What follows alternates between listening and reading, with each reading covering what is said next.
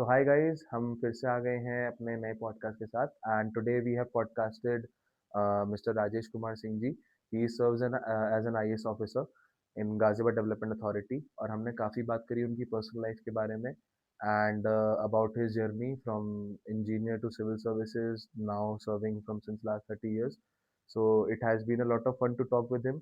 आपको मज़ा आएगा। It was a very formal talk, literally it was a very formal talk.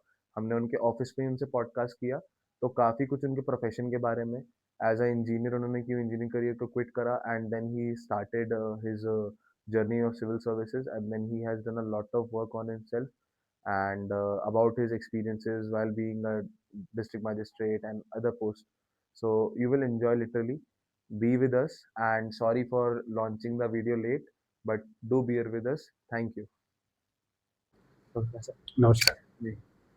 कैसे हैं सर? बढ़िया फर्स्ट क्लास। हम पॉडकास्ट कर रहे हैं सर, हमारी टीम ध्वनि, हमारे प्रोजेक्ट का नाम ध्वनि है, हम जो उससे पॉडकास्ट कर रहे हैं और हम एक नॉर्मल बातचीत करेंगे कि आपकी अभी तक की लाइफ कैसी रही। ब्यूरोक्रेसी में आए हुए काफ़ी लंबा अरसा हो गया, तो कैसा रहा ये और कैसे पर्सनली समाज से और चीज़ों से जुड़े रहे आप, तो कैसे हैंडल किया। तो सर थोड़ा ठीक सा ठीक बचपन पे ठीक लाइट ठीक डालें कि हम्म, बचपन से कैसे आप वो रहे, पढ़ने का शौक हुआ, यहाँ तक पहुँचने के लिए पढ़ना भी काफ़ी पड़ता है। मैं खुद तैयारी कर रहा हूँ तो समझ में आता है। कैसे है, मतलब इंटरेस्ट है, बचपन कैसा था सर आपका? मैं राजेश कुमार सिंह हूँ और प्रयागराज का रहने वाला हूँ, ग्रामीण पृष्ठभूमि का हूँ। हमारे यहाँ ग्रामीण पृष्ठभूमि के होने की वजह से जो बच्चे पढ़ने में अच्छे रहते थे उनका क्षेत्र में बड़ा नाम रहता था। मैं सामान्य तौर पे अच्छे बच्चों में गिना जाता था। तो इंटरमीडिएट के लेवल पे हमने पूरी तहसील में टॉप किया था। इलाहाबाद में पढ़ने नहीं आया क्योंकि मुझे लगता था कि मैं करछना में ही ठीक हूँ। इसके बाद मेरे मन में क्या आसपास जैसा एक वातावरण रहता है कि आप इंजीनियरिंग करें, तो मेरा पहला सिलेक्शन रुड़की आईआईटी में हुआ, तब वो रुड़की इंजीनियरिंग कॉलेज था। और इसके बाद उसी समय मेरा मोतीलाल में हो गया। रुड़की में जब मैं जा रहा था तब मैं सिविल लेने के लिए जाना चाहता था, लेकिन वहाँ मुझे आर्किटेक्चर मिला, तो फिर मैं मोतीलाल लौट आया और वहाँ से मैंने बीटेक कंप्यूटर साइंस में फिर किया। और उसके बाद एक इलाहाबाद का एक अप्रोच रहता है कि कोई भी बच्चा सिविल सर्वेंट बने। जी। तो मैं प्रयागराज से फिर लखनऊ आ गया और लखनऊ में अच्छे जॉब में था। तो शुरू में तो धीरे धीरे ही चलता रहा, फिर लगा कि नहीं, हमें इलाहाबादी संस्कृति जो प्रयागराज की संस्कृति है उसके अकॉर्डिंग सिविल सर्विसेज में जाना चाहिए। फिर मैंने प्रयास किया और फिर यहाँ गया। बढ़िया सर था, लेकिन जैसे कि हमने देखा आपने 1990 में बीटेक पास किया, उस टाइम में शायद इंडिया में कंप्यूटर भी नहीं था। हाँ। और बच्चे जिस टाइम इंजीनियर होना ही बहुत अपने आप में, प्राइवेट गवर्नमेंट कॉलेजेस की बात तो लगी है, बट उस टाइम में ऐसा होता था कि आप अगर इंजीनियरिंग कर लिया तो अपना बहुत बड़ा था। तो आपने कभी कॉर्पोरेट, जो आज की डेट में हम लोग देख रहे हैं कि इंजीनियर्स हैं और करोड़ों के पैकेजेस पर हैं, जो उस टाइम के आप लोग के आपके बैच के पास आउट्स भी उस टाइम के आज की डेट में कहीं बड़ी बड़ी कंपनीज में होंगे, तो उस तरफ मन का कभी झुकाव क्यों नहीं हुआ? इंजीनियरिंग करने के बाद वो मोतीलाल नेहरू। एक्चुअल में प्रयागराज की जो संस्कृति थी ना, वो बच्चा पैकेज वाले सिस्टम में नहीं रहता था। उसको लगता था कि गवर्नमेंट जॉब हो, प्रशासनिक नौकरी हो, उसको अच्छा माना जाता था। तो जब मैं बीटेक करने गया तब भी मेरा मन कंप्यूटर साइंस में लगता नहीं था, और मैं लेने तो सिविल ही गया था कि सिविल इंजीनियरिंग का पास आउट रहूँगा और सिविल से फिर किसी भी गवर्नमेंट जॉब में जाऊँगा या प्रशासनिक सेवाओं में जाऊँगा। लेकिन उस समय कंप्यूटर साइंस का इतना जोर था कि मैं कंप्यूटर साइंस हमने ले लिया। चूँकि मेरी रैंक अच्छी थी यूपी में, तो मुझे कंप्यूटर साइंस मिल गया। फिर मैं बाहर आया तो मैं कंप्यूटर में जॉब भी करने लगा। मेरा जॉब अच्छा था, मैंने काफ़ी अच्छा काम किया। मेरी प्रारंभिक नौकरी आप कह सकते हैं मैंने ज्वाइन नहीं किया था तब इन्फोसिस में लगी थी। अच्छा। और इन्फोसिस का तब ऐसा नाम नहीं था जैसा अभी है। तो इन्फोसिस में जिन्होंने मेरा इंटरव्यू लिया था, तो उन्होंने मुझ में देखा कि मैं ग्रामीण पृष्ठभूमि का हूँ। तब ऐसा था कि कोई व्यक्ति साउथ में जाता था तो उसको लगता था, अब ऐसा नहीं लगता, लेकिन आज से 30 साल पहले साउथ में लोगों को लगता था, खाने पीने की दिक्कत महसूस होती थी, एक इंग्लिश की प्रॉब्लम रहती थी कि हम लोग चूँकि ग्रामीण पृष्ठभूमि के थे, हिंदी माध्यम के थे, और हमने साइंस भी, मैथमेटिक्स भी हिंदी में ही पढ़ी। जैसे हाँ, ट्रिग्नोमेट्री जिसको कहते हैं उसको त्रिकोणमिति पढ़ा, और साइन कॉस टैन को ज्या कोज्या इस प्रज्या पढ़ा। तो ये सब नाम तो किसी को समझ में ही नहीं आएंगे। तो फिर मेरा पहला था कि मैं गवर्नमेंट में ही रहूं। मैंने स्टेट गवर्नमेंट ज्वाइन किया था, वहीं जॉब करता रहा, कंप्यूटर साइंस का जॉब किया और अच्छी नौकरी की, फिर इधर शिफ्ट हो गया। अच्छा, जैसे हिंदी वाले मुद्दे पे आए हैं तो हम, जैसे मैं एक प्राइवेट कॉलेज से एमबीए कर रहा हूँ, तो और हम लोग कॉर्पोरेट के लिए ही तैयार हो रहे हैं। तो इंडिया में कॉर्पोरेट्स में इंग्लिश का बहुत ज़्यादा बोलबाला है, आप जैसे देखते होंगे।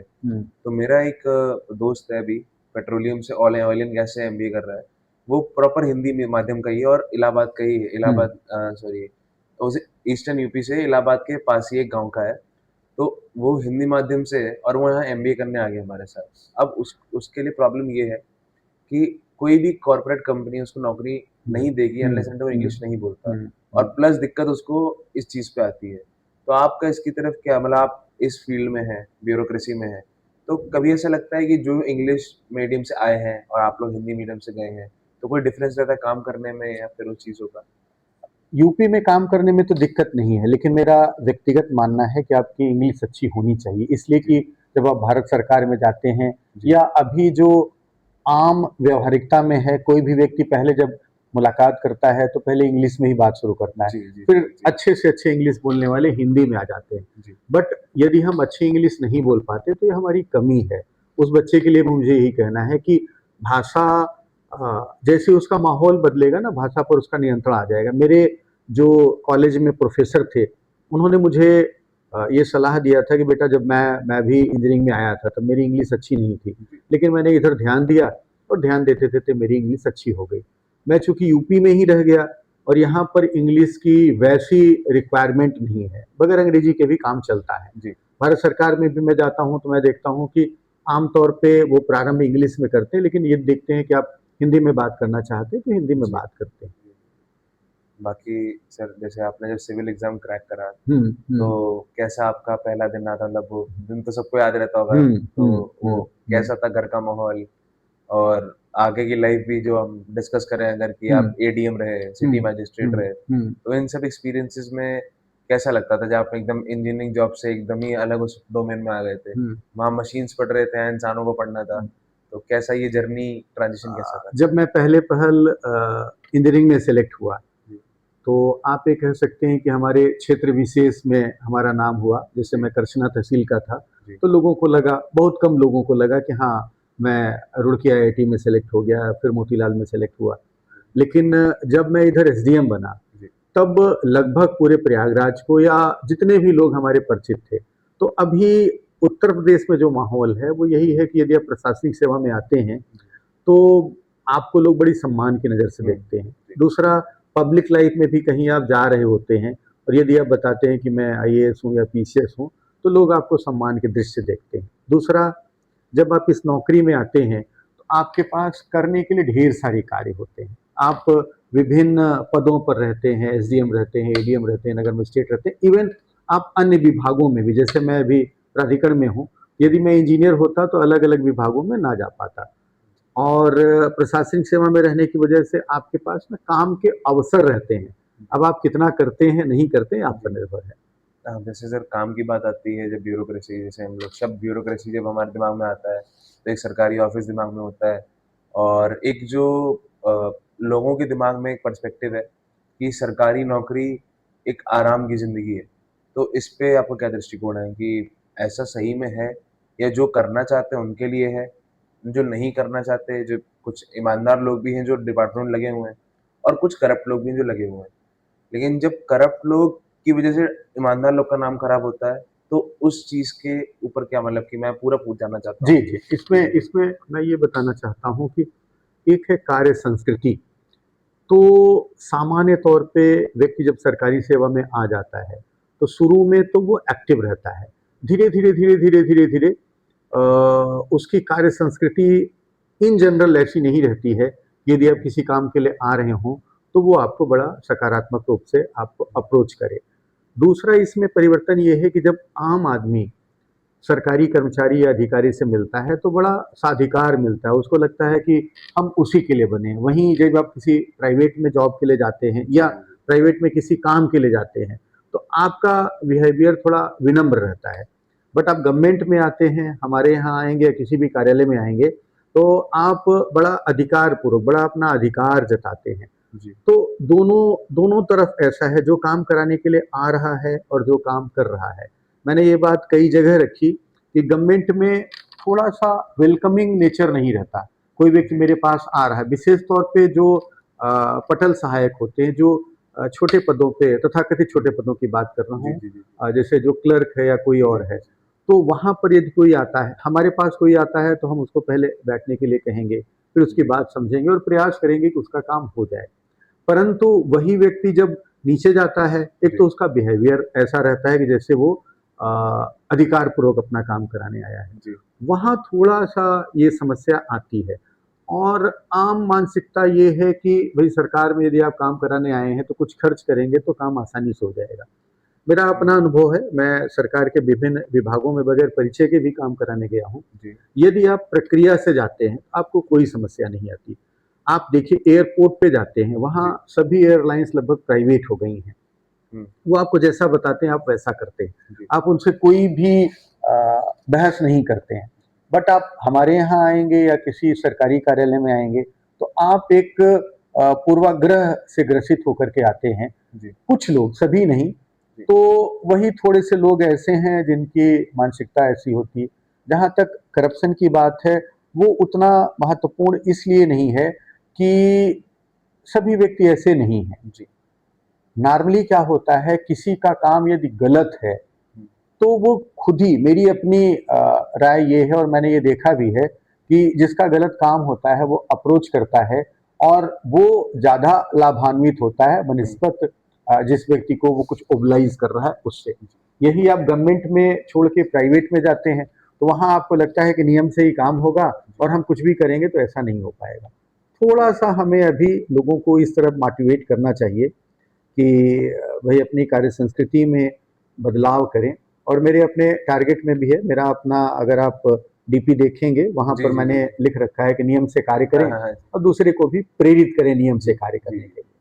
तो धीरे-धीरे चीज़ें ठीक होगी। जो अगली पीढ़ी आ रही है ना, जो जी आप लोगों की पीढ़ी है, जी जी आप जी देखिएगा कि कार्य संस्कृति में बदलाव हो जाएगा। बिल्कुल सर, हम चाहेंगे ऐसा हो, लेकिन इस चीज़ पे अगर मैं लाइट डालूँ जो आप बात करी कि लोग हक से जताने आते हैं, हुँ, हुँ, जब नीचे हुँ। वाले डिपार्टमेंट से बात करते हैं। तो मैं एक बहुत अपना एक्सपीरियंस शेयर करता हूँ आपको।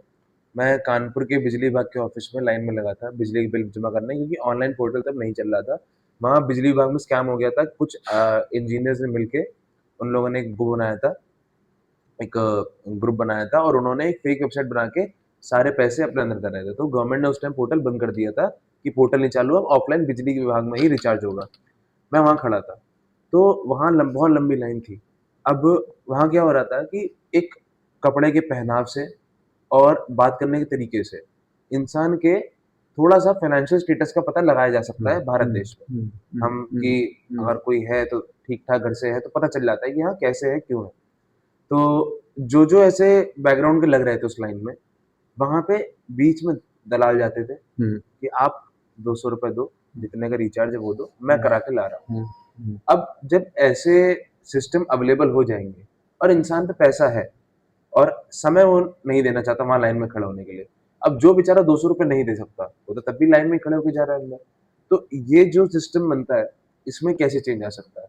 इसमें ऐसे देखिए आप, ये तो टू वे हो गया ना। जी, जी, जी, जी, मतलब जी। मैं भी तो नैतिक हूँ, मैं एयरपोर्ट पे जाता हूँ और वहाँ जी। मैं देखता हूँ कि वहाँ हरा डस्टबिन और नीला डस्टबिन रखा होता है। जी, जी, जी। मैं ये बात बहुत जगह दोहराता हूँ कि एयरपोर्ट पे सबसे साधन संपन्न लोग जाते हैं, हुँ, सबसे हुँ। पढ़े लिखे लोग जाते हैं। जी, आप कभी भी अब एयरपोर्ट पे जाइएगा, आप देखिएगा, उसमें लिखा रहेगा कि इसमें सूखा मटेरियल डालें, इसमें गीला मटेरियल जी, डालें। जी। लेकिन नए बच्चे भी, हुँ। मैं बड़ों की बात नहीं कर रहा हूँ, नए बच्चे भी केन उठाएँगे और ये ध्यान नहीं देंगे इसको नीले में डालना चाहिए या हरे में डालना जी, चाहिए। जी, जी, ऐसे ही जब आप कहीं लाइन में लगे हैं, तो जिन लोगों को अवसर मिलता है कि चलिए भाई 2 पैसे कमा लेते हैं, वो आपको आकर्षित करते हैं।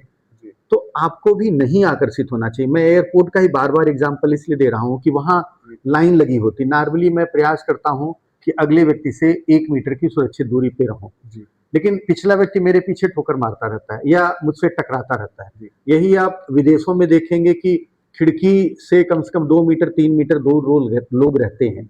एयरपोर्ट पे आप चेक इन में जा रहे होते हैं, आप देखते हैं कि वो आपको पहले रोकता है, बट जैसे ही मौका मिलता है लोग भाग भाग करके लाइन में एक के पीछे खड़े रहते हैं। ये हमारी अभी संस्कृति की बात है। हम ही जब विदेशों में जाते हैं वहाँ लोगों को देखते हैं तो उस तरह से अपना बदलाव कर लेते हैं। हम तो नए बच्चों को कहना चाहेंगे, नए बच्चों में परिवर्तन आना चाहिए, लेकिन अभी भी आप नए बच्चों को भी देखते हैं कि अगर कहीं पर ऐसा है कि भाई लाइन बनाएं, लाइन से ही लगें, समय लगता है ना, थोड़ा सा समय लगता है तो उसका वो वेट कर ले। अभी तो आप देख रहे हैं कि सब कुछ ऑनलाइन है, सब कुछ ऑनलाइन है, लेकिन जो साधन संपन्न है उसको लगता है कि उसको प्रायोरिटी मिल जाए। वो प्रायोरिटी सब जगह अवेल करता है, गवर्नमेंट में भी अवेल करता है, प्राइवेट में भी अवेल करता है। मैंने अपने अनुभव में ये पाया है कि आप स्वयं ठीक करते रहिए और धीरे धीरे धीरे धीरे समय लगेगा। जो भारतीय संस्कृति में इसमें थोड़ा समय लगेगा कि लोग इस प्रकार के हो जाएं कि नियम से या दूसरे की सुविधाओं का ध्यान रखें। लेकिन मेरे हिसाब से जब तक ये समाज में बंटवारा रहेगा अमीरों का और गरीबों का, तब तक वो सहूलियतें लोग नहीं मानेंगे। मैं तो केवल अभी अमीर अमीर की बात कर रहा हूँ कि मैं जी बंटवारे केवल अमीर अमीर हैं। देखिए समस्या तो है ये, बाय द वे हम दोनों ही लोग ऐसे हैं जिन्हें ज्यादा समस्या नहीं, लेकिन आप अभी रेलवे स्टेशन पे जाइए, आप देखिए कि एक ट्रेन आती है उसमें 2 बोगी आगे और 2 बोगी पीछे गरीबों के लिए, जनरल क्लास के लिए लगी होती है। आप देखिए कितना भागम भाग, और वहीं जो लोग फर्स्ट एसी, सेकंड एसी या थर्ड एसी में रहते हैं, हमें जरा भी ऐसा महसूस नहीं होता कि उस बेचारों को, मैं तो देखता हूँ महिलाएं हैं, बच्चे एकदम भाग रहे होते हैं, या तो आगे या तो पीछे। तो मैं अगर स्पष्ट रूप से कहूँ तो जो जो लोग नीति नियंता हैं या जो सक्षम स्तर पे हैं, जहाँ उनको समस्या आती है वो तो उनकी प्रायोरिटी में आ जाता है, लेकिन जहाँ उनको समस्या नहीं आती वो, हम देखते देखते ऐसा अभ्यस्त हो गए हैं कि एक ट्रेन के इंतजार करते हैं, वहाँ खड़े रहते हैं और सेकेंड एसी का या थर्ड एसी की बोगी है, हम ये देखते ही नहीं कि वो आदमी कितना भाग रहा है। तो अब नए बच्चों को इनमें थोड़ा परिवर्तन करना चाहिए। जिनको आप गरीब कहते हैं उनकी संख्या ज़्यादा है, तो उनको उतने अवसर भी मिलने चाहिए। हम उनके लिए अवसर क्रिएट करेंगे ना, तो उनमें भी ऑटोमेटिकली वो बातें आएंगी जो हम एक्सपेक्ट करते हैं। तो थोड़ा कन्वर्सेशन सब और ले आते हैं आगे।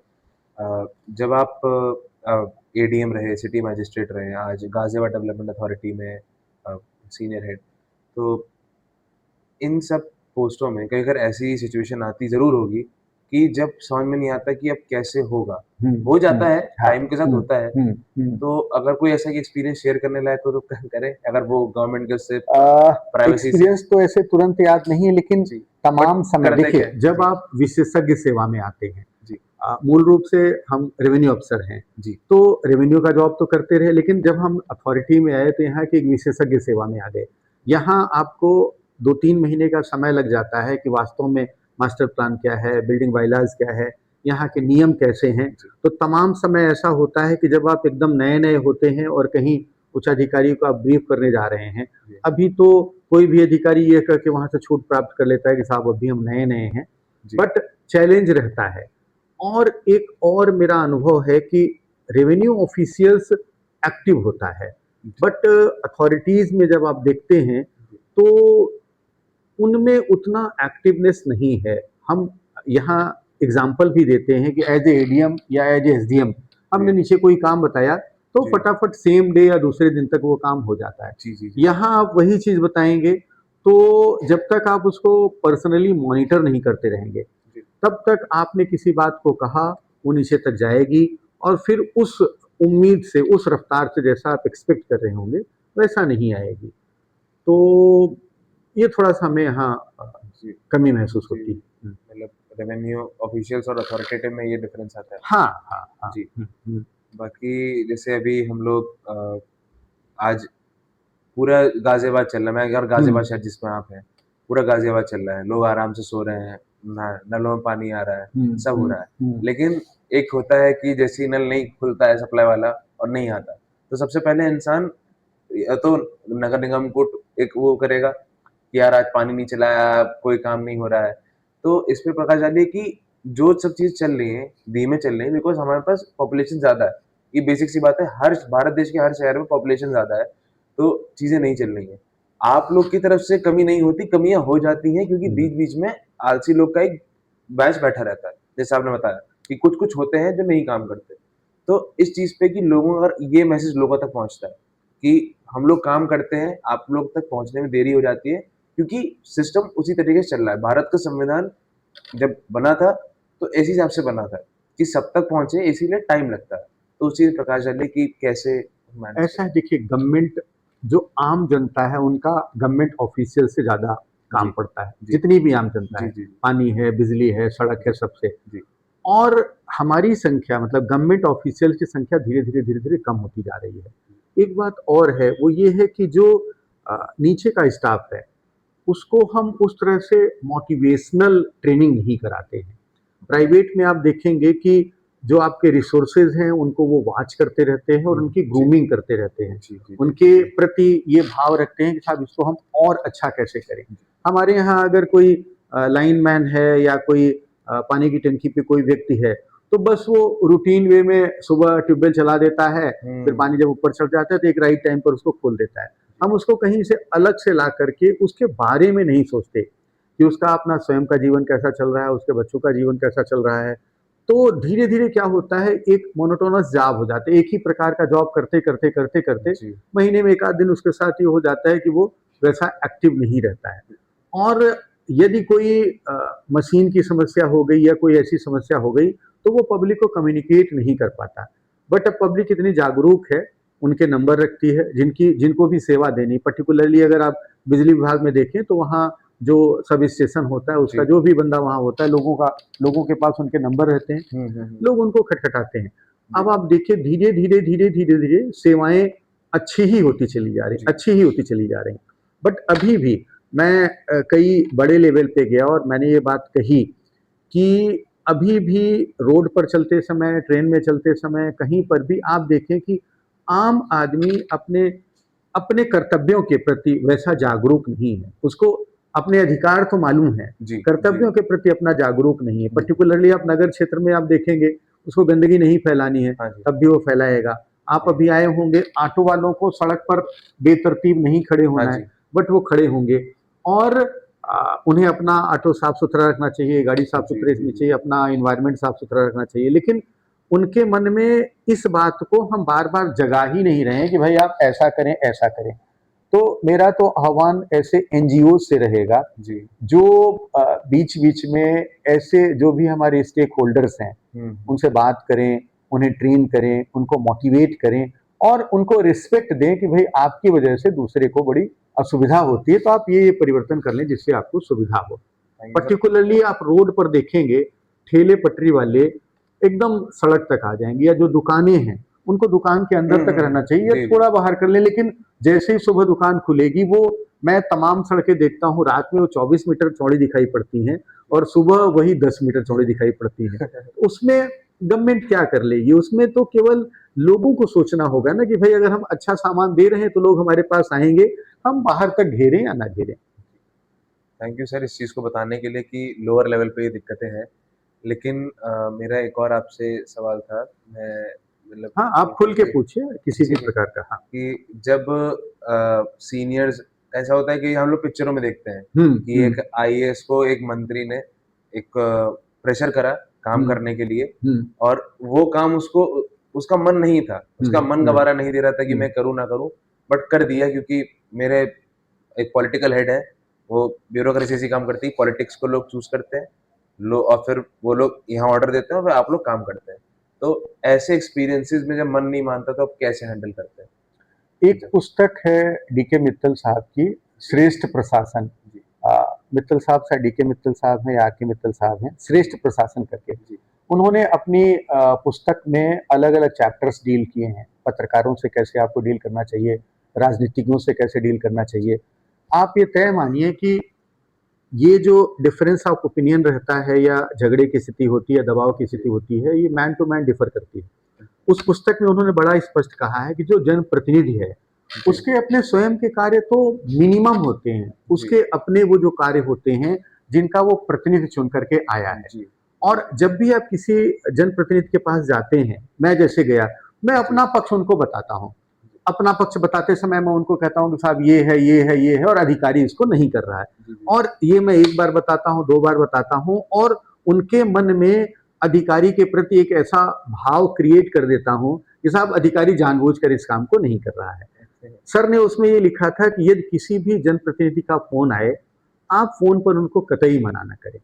उन्होंने जब भी आपको किसी कार्य के लिए फ़ोन किया, उसको आप विनम्रतापूर्वक सुनें, नोट कर लें, ठीक? जी, और अगली बार हो, जब कभी उनका फ़ोन आए, फिर भी उनकी बात सुनें और नोट कर लें और पिछले जो भी उन्होंने 2-3 कार्य बताए थे, जी, उनके बारे में उनको बता दें कि साहब आपने ये बताया था, ये हो गया, ये बताया था, ये हो गया, ये बताया था, ये हो गया था, ये आपने बताया था, इन कारणों से नहीं हुआ। आप तय मानिए कि जब भी जनप्रतिनिधि आपको फ़ोन करते हैं, उनके सामने उनका वो जो व्यक्ति वहाँ सिफ़ारिश के लिए गया है, वो सामने बैठा होता है। जी, यदि सामने-सामने ही आपने मना कर दिया, तो उनको उसको संतुष्ट करने में बहुत समस्या होती है। वो उसको संतुष्ट भी करना चाहते हैं और ये चाहते हैं कि काम सही हो। जी, बहुत कम ऐसे मामले होते हैं, मैं कहता हूँ दसियों हज़ार में एकाध मामले ऐसे होते हैं कि कोई जनप्रतिनिधि कोई गलत काम कराने के लिए आप पर दबाव बनाता है। मेरा अपना अनुभव ये है, मेरी लंबी नौकरी हो गई है, जी, कभी भी तभी ऐसी दिक्कत आई जब हम रिसेप्शन के मूड में नहीं रहे। जी, जनप्रतिनिधि ने फ़ोन किया और मैंने फ़ोन पर ही उनको मना कर दिया। तभी ऐसी स्थिति आती है, हॉट टॉक हो जाती है। जी, अभी तो मैं यही करता हूँ, यदि किसी जनप्रतिनिधि का कोई फ़ोन आया, हम विनम्रतापूर्वक उनकी बात सुनते हैं, बात सुन कर के सर को बता देते हैं कि सर ठीक है, मैं इसके लिए प्रयास करता हूँ या हो जाएगा। और अगली बार जब भी उनका फ़ोन आता है तो उनको ये बताने का प्रयास करता हूँ, साहब पिछली बार आपने ये कहा था, ये कहा था, ये कहा था। जी, फ़िल्मों में या मार्केट में भी एक कोई केस होता है, उसी की वानगी लेकर के जी, और वो सब पर एक्स्ट्रापोलेट आप कह से है, सकते हैं, सब पर उसको आच्छादित कर जी, दिया जाता है। सामान्य तौर पे आप ऐसे भी तो इसको समझें कि कोई अधिकारी है, उसकी अपनी व्यक्तिगत कुशलता भी तो है। जी, ढेर सारे अधिकारियों को माना जाता है कि वो चीज़ों को अच्छे से हैंडल कर लेते हैं। कुछ अधिकारियों को माना जाता है कि वो हैंडल ही नहीं कर पाते। जी। जो हैंडल नहीं कर पाते, समस्या उन्हीं के साथ आती है। सर जैसे अभी आप कह रहे थे मतलब हम भी देख रहे हैं, आप कह भी रहे थे और हम देख भी रहे हैं बाहर कि काम में तेज़ी आई है। चीज़ें बहुत जल्दी होने लगी हैं। अगर एक र रोड पे कोई प पाइपलाइन फट जाती है, तो 24 आवर्स में बन जाती है। लाइट पे कोई दिक्कत आती है, ब 2-3 घंटे में हो जाती है। वैन्स आ गई हैं, सब एडवांस सिस्टम है।